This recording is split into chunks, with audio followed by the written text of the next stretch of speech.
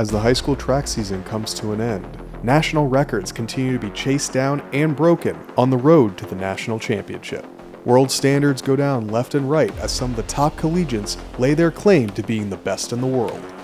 And are throwers truly the most explosive athletes on the planet? You take the throws, and we got the news on this week's Throw Show.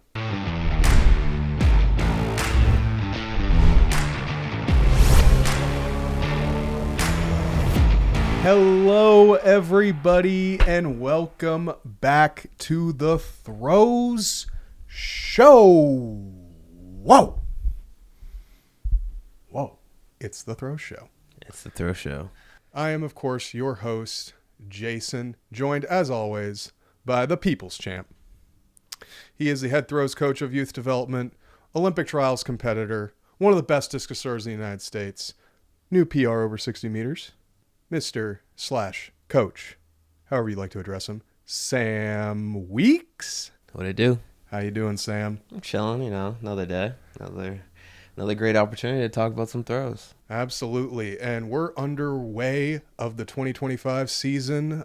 It's the middle of May. We're about to get down to the end of the high school season. You've been going through your own season, starting out at Princeton, then to Ramona. How's your season going by right now? And I believe you're competing this weekend again, right? Yes, yeah, we'll have our home meet this weekend where I'm looking to bounce back. I think I started off fairly okay. I had a good performance at Ramona, and then I've had some okay performances by my standards, more so just getting good quality competition reps, especially while being heavy in the championship season for the on-site athletes. So it's just like figuring out how to do both and be successful at both. Yeah, and if you're watching this video and you don't follow the Throws University Instagram channel, Sam actually runs that. You've been killing it posting all of your athletes, and they've been having one heck of a season. Tell me a little bit about how they're doing right now. Yeah, dude, they all went crazy. We just had our county championships, and I've had several kids PR. I had two kids break their school records, and it was just a bunch of just competitive performances. I feel like this was the most competitive county championship that I've been a part of, at least. I've only been here for a little bit, but I feel like it wasn't just like one guy is clearly going to win it. It was anyone's game, and I feel like it was very, very competitive. Multiple 50-footers in one county championship. Counties aren't that big, so to have that many high-quality talents in the state of Pennsylvania, and they all work with you. How many placers did you get on the podium? So for the boys shot put, we had 1 through 6. These are athletes who come to garage strength. So we had 1 through 6. Actually, we won all, both boys and girls shot and disc. We won it all. So come train at garage strength, train at Throws University. It literally writes itself. So, and of course, and we'll talk about this later, but as you know, we have throwing-based strength programs. You can get trained by Sam. You don't have to be on site. We do have remote training for throwers that wish to train with Sam and Throws University. So make sure you check out the links down below for more information. Mm-hmm. But let's get into what people are here to see, and that are the elite throws in the world of throwing. And to start off, we're actually going to stay in high school because one of the farthest throws in history of high school throwing happened with Jake Atwood, throwing 225.5 to be the 5th best high school male discus thrower of all time. He's just about 11 feet off of the national record by Mason Finley. Mm-hmm. And you and I have been talking about this kid all season. One thing we've kind of noticed about high school discus throwers, they just look so much better, like more technically advanced at a younger age than maybe we've ever seen before. Absolutely. I think it was Simon, the other thrower, Simon, who was a junior, went 218 only a few weeks ago. But Jake going 225. One, what do you think about a throw like this, and just like in the state of like high school discus throwing, but also just like his movement? Because I'll be honest, this kid moves like an elite discus thrower, like a high level a professional discus thrower. Yeah, dude, this dude is legit. Like 225 is extremely far. His movement is really good. I actually did some digging into his Instagram page, and he has throws from last year, and I was looking at his throws from last year compared to this year, and you can just see that his movement has gotten so much cleaner. Like, he uses his left arm so much more, and I feel like it helps guide him through the circle and just puts him in better positions to just really crank at the front. And, like, I think last year, like, if you go on his page, his first at least video that I saw, he was throwing like 51 meters. So, like, to go up, that much in a year and, improve your technique is absolutely, like, mind-blowing. One other thing I like about it, and what I mean by, like, he moves like a professional discus thrower, it's so simple. Yeah. It's just such a... And, like, guys, if you're watching this, yes, there are throwers who have, like, their own style of movement, but if you look at what's consistently getting the biggest marks, it is these very, very simple techniques, and that's exactly what Jake is using. Mm-hmm. What do you think he would have to do to get that extra 10 feet to potentially challenge that high school record? I believe the high school nationals still count towards that record, so he should have until middle of June. Mm-hmm. So we're looking at about 4 weeks. Do you see anything technically he can do, or do you think it's just going to be more of a physical / like conditions? I think at this point it's going to be more physical. I think if he just keeps doing what he's doing and keep getting, quality reps in, I don't see why he couldn't challenge that record, especially with, like, championship season, getting progressively getting more challenging. He's going to have better athletes to kind of feed off of, and, maybe he goes in and attacks a little bit more. Not saying, like, he has to attack more because he's super smooth, but it's like, maybe, being in the presence of so many great athletes, it kind of just pushes him to that next gear. Yeah, and he'll be graduating this year and going off to Florida State, as we spoke about prior to the show. So they're looking at getting a serious talent down in Florida. And there's a few discus throwers that are at the University of Florida that have been killing it, like Alita Van Dalen. So it's cool to see, like, not only what he's doing right now, but also where he could end up when he gets to college. Because honestly, like, we could be looking, like, we knew back when Sam Mattis was in high school that he was going to be the future of the United States. I get that same vibe from him. Mm-hmm. So, great work, Jake. We look forward to seeing more from you, and, man, we hope you get that record if you can do it. Yes, sir. But we're going to take it back to garage strength and stay in the high school because Addie Stuyvesant, who we've been talking about all season, she is a garage strength thrower who competes in Michigan, just finally did the thing. She broke her sophomore national class record again, but she's been kind of hovering around high 50 feet to 51 feet for the last, like, 6 months now. And now it seems like she finally got one behind that. And she now not only has broken her sophomore national record, become the first woman to ever throw 52 feet in that class, but she also became the first ever 16-meter thrower in that class. 52-10. Sam, you and Dane have been working with her for over a year now. What do you see in the development of her technique that led to this throw, and what do you think she could even do better to go even further? Yeah, I mean, Addie and Dane have been putting in a lot of work. I also want to give a shout out to Adam Stuyvesant, her dad. He's very supportive. He's very bought into Addie's training. He makes sure to get Addie, over to garage strength every, once in a while. So I definitely want to put him in that equation, but they've really been locking in on Addie's technique. As you can see, she does that Krauser step. I know that they're focusing on trying to get that left down at the front a little bit quicker, so she's in a better position to smash at the front. And I definitely feel like it's getting progressively better. I know in the last throw show, I was saying, like, Addie has a lot of work to do, technique-wise, to get to those further throws, and I definitely feel like she's getting there. I don't think this record is going to last that much longer. I think she's actually going to throw significantly further a lot sooner than later. I know she had a toss that was like 53 feet, but she fouled it. Yeah. I forget how she fouled it, but it was like a foul. I think it was a sector foul. No, because she said it compared to this mark, because this was also almost a sector foul. Yeah. Like, it looks like it's just on the line, but it actually was inside the line, so it is a legal mark. Yeah. But that was her issue with her other further throw. Yeah, so it's there. Yeah. It's just, putting yourself in a good position to make sure, like, it stays legal. So big shout out to Addie. She's been putting extreme work. Big shout out to Dane for his guidance. Big shout out to Mr. Stuyvesant for being so supportive. Mrs. Stuyvesant, like, Addie is different. Like, I tell her all the time, like, she's different, and I'm very excited to see what she does.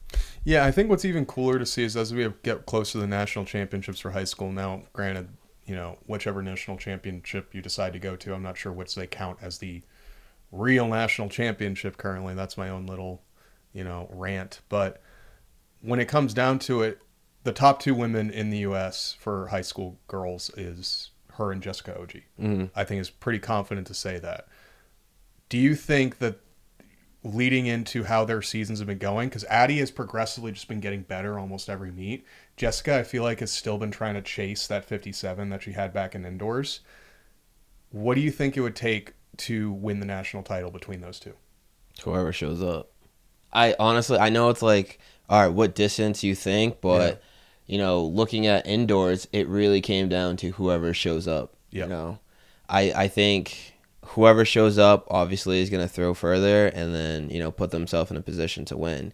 I know that's probably not the answer that everyone wants, but, with those big championships, it's like you sometimes you could throw far and win, sometimes you can not throw far and win. So it really just, it's who's prepared and who shows up on that day. You gave the realistic answer. I want you to tell me that it was going to take 17 meters to win nationals this year. It's going to take 17 meters. 17 meters.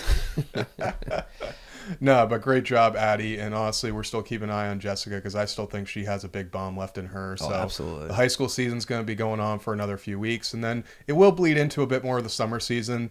But by this point, a lot of the high school kids will be getting ready for college. So, yeah, it'll be interesting to see what happens. And, great job, Addie. Mm-hmm. Another big thing that's been the talk of high school throwing right now has been, ironically, not having to do with throwing at all. But it is the top male high school thrower overall, Jackson Cantwell, of course, son of Christian Cantwell and Terry Cantwell, both Olympians. His father was an Olympic silver medalist, world champion. Jackson has been living up to those standards very easily through 74 feet last year as a sophomore. But it's been very apparent that his shift has been primarily to football in the last year. Mm-hmm. He's currently the number 1 ranked recruit, regardless of position, which is crazy to do as a lineman. Yeah. But he just committed yesterday to the University of Miami, the U. So, congrats to Jackson. Miami's an awesome school. I know in the Throw Big Throw Far podcast, as Dad did, Christian claims that he's going to throw in college. We'll see what the football coaches have to say about that. Like, as much as Jackson or Christian might want him to throw, football might have something to say about that. But yeah, congrats to Jackson. I think it's also just good to know he is getting a lot of exposure from mainstream sports media for how talented he is as a lineman, being the number 1 overall recruit. And I think it's also just what coaches and what people are sharing about him that might not know throwing are sharing what he does as a thrower to kind of illustrate how athletic he really is. So absolutely. I think that's been good for the sport. But yeah, I don't know if you have any follow-up thoughts. Do you think he could throw in college? Do you think he would throw in college? Would you like to see him throw in college? As someone who... Do you think it's smart for him to throw in college? That's another one. Yeah. I think as someone who did football and throwing, it can be kind of a challenge. Yeah. Obviously, he's going to a big D1 school where, usually one sport is your, job. So I think it's going to be very, very challenging, but I think he'll have the resources if he wants to go down that route, to help guide him through that. Personally, I know he's going to be getting a bag, and I know that's the top priority. So if football is putting you in a position where you can be financially stable, I don't blame you if you don't throw, but if you do throw, that'd be extremely cool, because I definitely feel like, with the college coaches and just, that next level of coaching, he'll probably be really good. See, that's the thing. I see him as more of a Ryan Whiting type talent, someone who could throw 70 in college and 63 plus in discus if he wanted to throw discus. And that's just because he's so big. And what's crazy is I think he could be a 20 to maybe even 21 meter thrower training half the year, which is crazy. Yeah. Because, like, that's just not a thing, but he is that athletically gifted. So, yeah, congrats, Jackson. That's awesome. Good luck at the U. We'll be watching. And honestly, I just can't wait to see you pancake some dudes in the ACC. But we're going to go back to garage strength, and now we're heading to the professional ranks as a very close mutual friend between Sam and I, garage strength's only hammer thrower, Tyler Williams did the thing. Yep. And he threw 78-30 to hit the world championship standards. Tyler has always been one of those guys who's been on the outs. Like, he started to hit a breakthrough last year, especially performing, pretty well at the Olympic trials. But, like, he was always kind of an afterthought. With a mark like this, you are no longer an afterthought in American hammer throwing. No. Because now that he hit the standard, now all bets are off. Yeah. If he comes to play at nationals, we could be seeing a new member of Team USA. Absolutely. I want to give a big shout out to Tyler, former D3 guy, by the way. And they did this at his alma mater, Yes, Widener, which is even that much cooler. Yep. I want to highlight that. But Tyler's been putting in serious work. I think, was it last year or the year before, he had a back injury that kind of, shifted his trajectory with, professional throwing. And, it's more than amazing to see, like, he came back, he got better, and now he's throwing, extremely far. Like, he just hit the world standard. So it's like, one of those stories where it's like, if you want it, you can do it. Like, don't give up on your dreams. You can make it happen. And, Tyler is the perfect example of that, coming from the D3 ranks when, a lot of people overlook D3 like, oh, like, it's just the lesser division compared to D2 or D1. It's like, no, like, there are a lot of guys who are D3 who have made it and are making it. Yeah, and that's the thing. He threw 66 in college. And now he's thrown 78. So he's added 12 meters to his personal best in, maybe a little less than, 10 years. So it's like, dude, that's the thing I always go back to. It's so easy to write off like, oh, I wasn't world class by the age of 22, therefore I suck and I should stop throwing.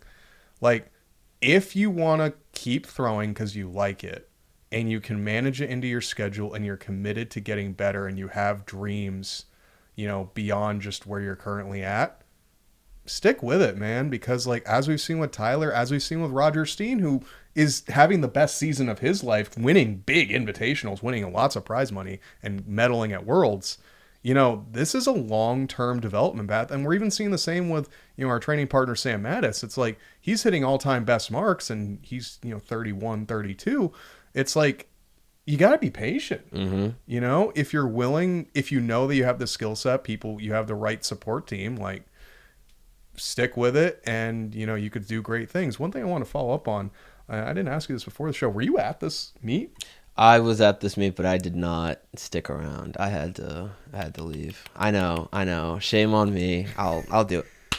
I'll give myself a hand slap. But yeah, no, dude, Tyler did his thing, and he also, I think he won 76 early on, so like he was balling out. Yeah, and the cool thing about 78 mark is, like, if we're looking at, like, what happened at the Olympic Games, this is like a top 5 performing mark at, like, a world level meet. So it's like, you never know, and that's the thing we always have to keep in mind is, like, we can make all these predictions we want, but you, like, just never know come game day. Congrats, Tyler. That's awesome. Another 78 meter thrower as Angelos of Minnesota. Currently the top Greek at Minnesota out of the two Greeks are constantly battling out for their national record, which seems like every meet now. Angelos going 78-61. Huge mark. I believe this is the Greek national. It's a Greek U23 record. So it's the NCAA number 3 all time. That's just a huge mark. I think he could go 80 this year. That's my prediction. Minnesota has a crazy stacked team, especially on the hammer side. Like you said, you got both the Greek guys, like they literally go to meets and put on a show. Like Yep. they came to Ramona and they were literally like the hype. Like they were the hypest athletes out there. They were the hypest duo, and they just made that competition that much more fun. So like for him to go out and throw 78, like I can only imagine, like, they're popping off, they're going crazy. Like, it's just extreme fun. You can see it in the video. Like, they're talking that talk. They're getting rowdy. Like, they're having fun. Yeah, it's a huge mark, but we're not done here when we're talking about Minnesota and Greek hammer throwers. Nope. Because Kosas goes 77.91 a few weeks ago. Like, they're literally just neck and neck. Yeah. And it's crazy to me because you got to think every single meet that you compete at is now a battle where it's like you got to show up or else your teammate's going to show up too. And the problem is they're getting so close to their national record. You want to be the person that breaks it. Yeah. Like, you know what I mean? So there's that added pressure. But I think what I'm curious about is like, one, maybe you could tell me like, what do you see that they both do on their throws that you think like, maybe other hammer throwers can learn from that get them to such far marks? They get after it. I mean, like every time I talk about it, it's just like they stay long, they accelerate through their turns, they transfer everything into the finish. But I truly believe like they get after it. I think just having, someone to push you, especially as you're that close, like, it's kind of like you got that chip on the shoulder. It's like, Yep. I don't want that guy to beat me. Even though, like, that's my guy. It's like, nah, bro. Like, I'm going to beat you. So, like, having that nice little rivalry, I don't know if they consider it a rivalry, but, like, having someone to push you, like, it's only going to make you better. It's going to make him better or your teammate. It's just going to make the team better. You know what I mean? So I think you have a unique perspective on this because when I was thinking about this rivalry, I'm like, it's almost like you and Legend. Oh, yeah, it's like, the exact same thing. You and him are constantly competing against each other at all these local meets, knowing that you guys are your friends, but you also just want to beat the other guy. Like, absolutely. I want to beat that. Legend is my guy. He's beaten me every single year consistently. Yeah. This is the first year that I have taken more than one competition over Ledge. Yeah. And I refuse to lose to him. That's my guy. I love that dude. But I refuse to let him win. This Sunday, I'll see you. Just you wait. I love it. But yeah, like I think it's awesome. And, it'll be interesting to see if they can break their national record. They're gonna. This season. They're gonna. I'm stamping that. Okay. So let's just stamp it right now. Angelos and Kostas, regardless of order, at nationals, at the NCAAs. They're both go break 1-2. Yeah, they're gonna go 1-2. They're going 1-2, and they both break their national record. They both break it.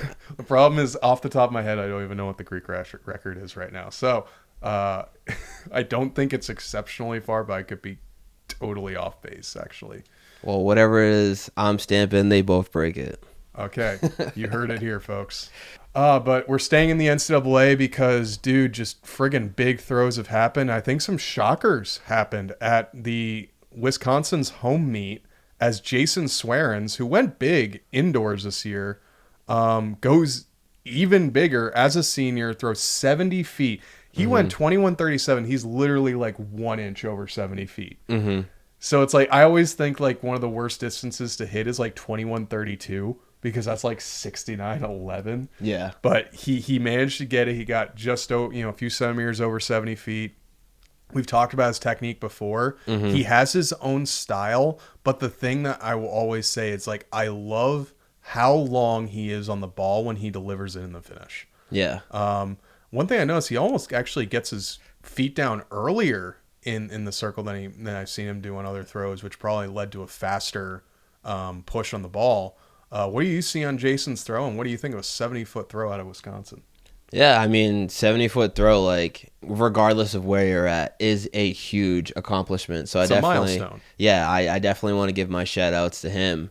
Technique-wise, I think at this point in the season, at this point in his career, doesn't really matter. Yeah. He gets the job done. So it's like one of those things. He does the core principles, and yeah, he has his own style of it. Mm-hmm. But like I said, he gets the job done. He threw over 70 feet. So what I have to say is, irrelevant compared to his performances. Like, he's gonna go out and he's gonna ball, and he's been balling, and all I can do is just continue to cheer for him. I think what's worth noting is this is further than Tarek's PR, I believe. I don't think Tarek's thrown 70 feet yet. So now it's like, does this change up our predictions for NCAAs, knowing that he now has the NCAA leader? And one thing I didn't even realize after looking at the description, this is also the all-time Big Ten record, which is a very, that's sizable. I didn't realize the Big Ten has never had a 70-foot shot putter before. Now they got one. Now they got one. And what a great time to do it. Especially doing it at your home meet. You get all your friends there, all, people there locally cheering you on. So, yeah. Congrats, Jason. That's an awesome throw. Big congrats. But you're not the only Wisconsin thrower we're talking about today, as we also have former D3, multi-time NCAA champion, current Wisconsin athlete, Joseph White, throwing 20 meters for the first time, 20:33. Dude, I remember watching this guy a year ago, and he was throwing 18 meters at meets, for Carthage. To see him make the transition to D1 and just blossom. And it's not only did he transition at D1 from D3, he has quickly made his claim as one of the top throwers in all of Division I. And I could be wrong about this, but I think he has the best double between shot and discus, which we're going to cover his discus following this, in the NCAA right now. So he went 20:33. We were talking about him when he went big, going 1950 indoors. What do you think about him adding almost another meter to his personal best? Yeah, I mean, Wisconsin's been balling out. I feel like it's kind of that same thing that we were talking about the Minnesota athletes, where it's just dude, when you have someone balling, you have to level up. You don't have to level up, but it encourages you to level up. And I feel like that's something that has happened with, Joseph, especially with both shot and disc. He is leveling up. We knew he was a great athlete. We covered him last year when he was at Carthage. And now that he's at Wisconsin, like you said, he's really blossoming. He's Rock Lee. He's dropping the weights. He's ready to ball out in the tuning exams, and this is what we're seeing. He's gone Gear 5. Sam's not a One Piece fan, I'm so not a One Piece fan. He doesn't understand the reference. I understand the reference. I just don't care. Respectfully. Man, if you watched One Piece, you would have cried. I'm telling you, that's One Piece. Oh, okay, if you're interested in watching anime, it's a long one, but I highly recommend watching One Piece. Comment below if you watch One Piece. So he didn't only throw 20 meters. This guy also broke his school record, throwing over 62 meters in discus. And one thing I want to bring up with Joseph White, I don't know what his future plans are. I don't know if he wants to keep throwing. I hope he keeps throwing because he's clearly getting better, relatively quickly. And this is nothing against him. I just see a lot that he could fix technique-wise between shot and discus, between these two throws, that has me thinking, this guy's ceiling is very high. Yeah. Personally, I think he looks a little hoppy on some of these throws, but the fact that he's still throwing these distances, knowing that there's probably some key things that he can work on that's just going to take time. And I'm not his coach, so I don't want to criticize anything that he's doing that wise, but more so just this is what I see and what my preferences are, as a thrower. Dude, I think that's the thing that has me more excited than anything is what is the potential? What is Joseph White's potential? Are we going to see another John Godina, another shot disc double guy, as a professional? We could. But you're a discus thrower. You tell me what you see. I mean, I like his technique. I think maybe the left foot can be a little bit deeper at the front, and that will allow him to get around the finish a little bit more. But once again, if we look at the time of year, this isn't the time where you want to make too many, adjustments. Oh, yeah, 100%. You know what I mean? So yeah. it's one of those things where it's he's clearly in really good shape in both. So it's just keep doing what you're doing and just keep cranking tosses, keep showing up, and keep breaking records. So with him being a senior, do you think he should continue the double into pros? Would you like to see that? I would like to see it personally. I mean, we're seeing Geist do the double in shot and hammer. Do you think he could do it in shot and disc?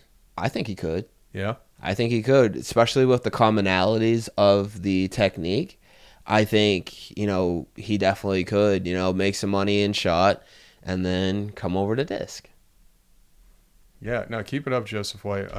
Dude, it's awesome watching you throw. It's awesome seeing your progression, and can't wait to see more of you. And excited to see what happens, when conference weekend rolls around, and obviously when nationals roll around. So Columbia throws, like, historically hasn't really had like the best throwers. In the Ivy League, you attract a certain type of athlete, and you don't really get too many like dogs in the Ivy League. It happens sometimes, like, obviously Mattis was very successful at Penn. You have guys like Stephen Moja who killed in Cornell, same with Rudy Winkler.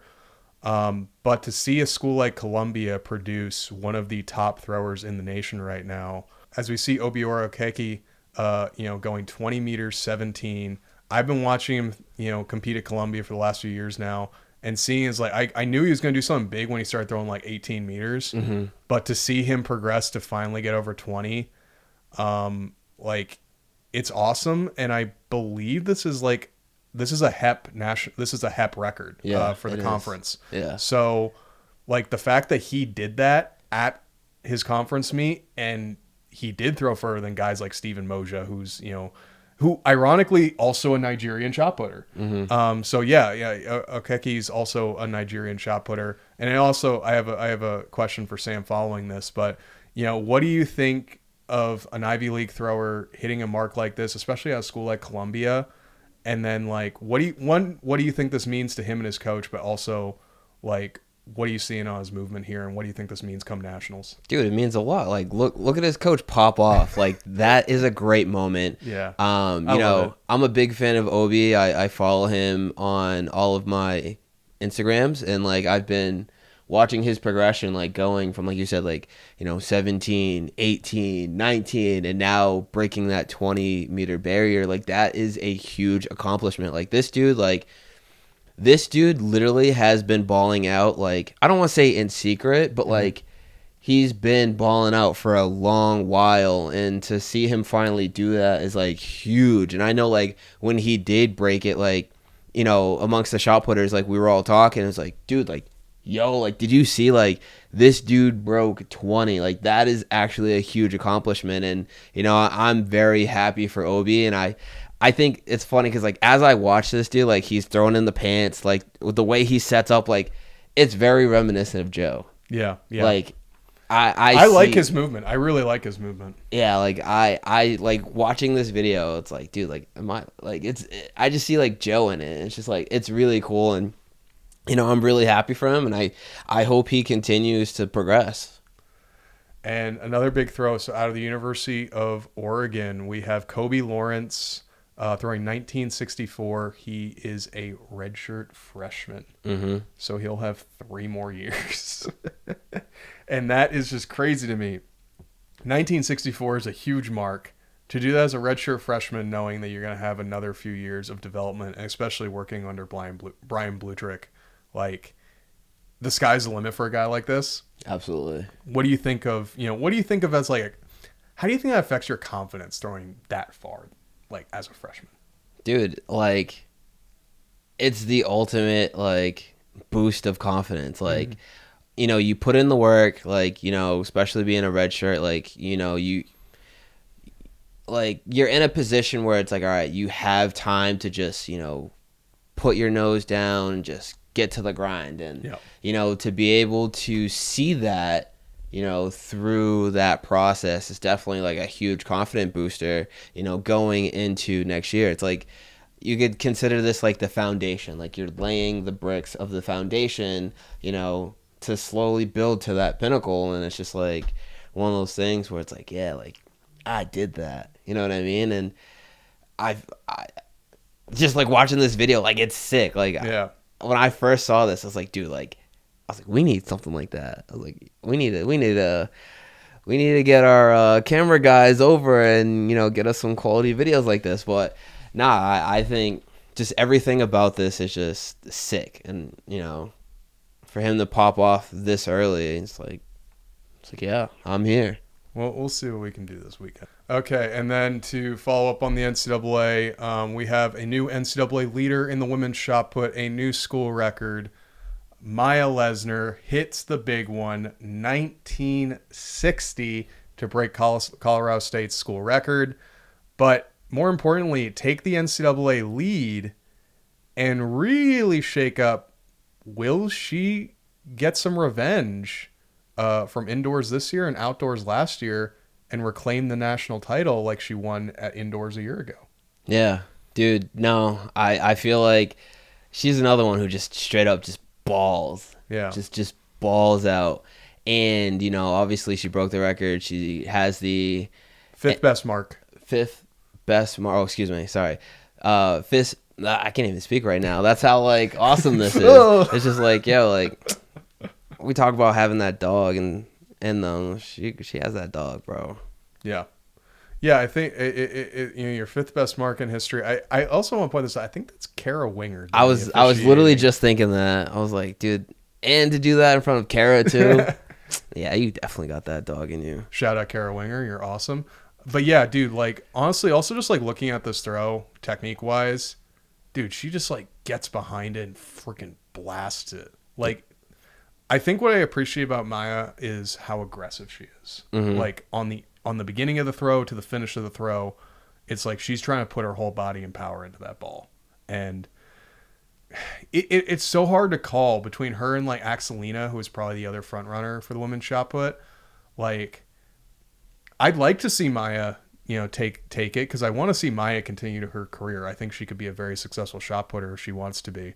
Mm-hmm. But a mark like this, 1960, that's no joke. Even on the international stage, if you throw a mark like that, at Olympic Games or World Championships, you're making a final and you could be getting top 5. Yeah. So that's huge for Maya. And like I said, it's going to be exciting come nationals. Absolutely. Do you see anything on her throw that you think is worth noting? She's smooth, dude. She's cranking. I think I agree with what you said. She just brings the intensity. Yeah. And I feel at this point in the season, that's what's extremely important is being able to, go in there, execute technique at a very high intensity and just, putting everything into the finish. So I feel this is good setting up for the time of year, especially as we start to transition to, the major championships. Lucas Hatton, who has really broken through in the professional strongman ranks in the past year. Former thrower, collegiate thrower, Division III guy. Back behind neck jerking 600 pounds. And gosh, this is such a hype video. Dane at Garage Strength Throws University reacted to it. One thing I kind of wanted to highlight about this is we've seen really big behind the neck jerks at Garage Strength. Sam Mattis has gone over 500 pounds. Our friend Eric Favors of Ireland, who's a shot putter, he's jerked, 245 kilos. So I think that's 530, 540. This is 600 pounds. And one thing I think is interesting to say is, one, you don't see strongmen lift this, do a exercise like this too often because, there's so much explosive power involved. Mm-hmm. But what do you think about maybe him having a former career as a thrower impacted his ability to do a lift like this? I mean, it makes sense. Throwers outside of weightlifters are the most explosive athletes out there, especially when it comes to weightlifting movements. For him to behind the neck jerk 600 pounds is actually out of this world. I don't think I've ever seen a 600-pound jerk before, to be honest. I think that's the first time I ever saw one. Yeah, I was about to say, not to toot my own horn, but I behind the neck jerk 405, and that took the life out of me. So I can only imagine, 600. Just look how many plates are on the bar and how it's bending. And it's look how wide his grip needs to be. Yeah.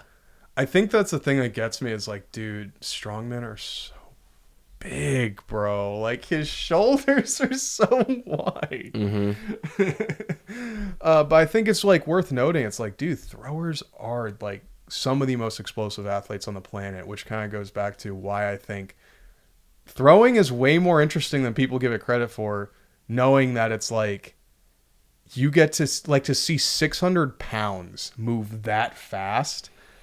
Like, it's insane. And to see the throwers do that on the regular with their lifting, it's like, it might not look as pretty as Olympic weightlifters, but goddamn, the speed on the bar is just out of this world. So, yeah, congrats to Lucas Hatton. Go give him a follow. He's a good follow on Instagram and even on YouTube. He's been posting more videos on YouTube. Follow his strongman career, because it's nice to see us support other strength athletes, because I do think it's like, we're all gonna I would like to see events in the future where we are doing more stuff with strongman and powerlifting. So, to see a former thrower be a very successful strongman and really break through to what's going to be the professional ranks, awesome to see. Absolutely. If you want to get strong, you want to get explosive, just like Lucas Hatton here, we've trained so many throwers to jerk over 500 pounds, jerk over 400 pounds like Sam here. I've even myself jerked over 400 pounds. You can do that too. You can become a better thrower, more explosive thrower in the weight room. Head over to throwsuniversity.com. Check out our custom strength training programs. Check out our pre-built strength training programs. And also, if you want to improve your technique as a thrower, you can pick up a technical analysis. Coach Sam Weeks here will review your technique and will get you on the same movement patterns that you see in the Olympics and World Championships from the very best throwers in the world. And also, if you're a coach and you want to improve your training plan for next season, it's the tail end of the season, but doesn't mean you can't get ready for the next season. Head over to throwsuniversity.com. Check out the Perfect Throws Season course. It's our coaching course to help you become a better coach, not only technique-wise, competition prep, but also a full strength training, in-season strength training program for your athletes. Make sure you head over there today so you can drop some bombs. Peace.